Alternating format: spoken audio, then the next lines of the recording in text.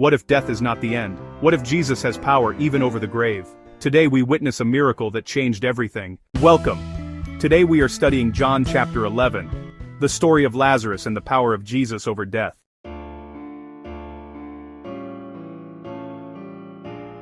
They sent a message to Jesus, but something unexpected happened.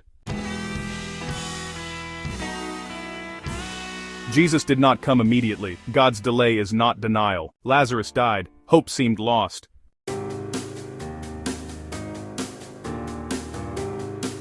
Jesus declared something powerful. On my darn days, I'm nine say.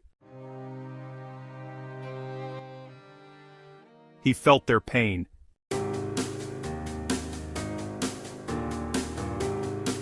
Faith requires action. You must remove the stone.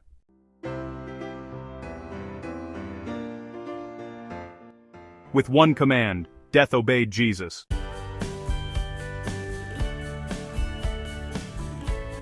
Jesus gives life and complete freedom.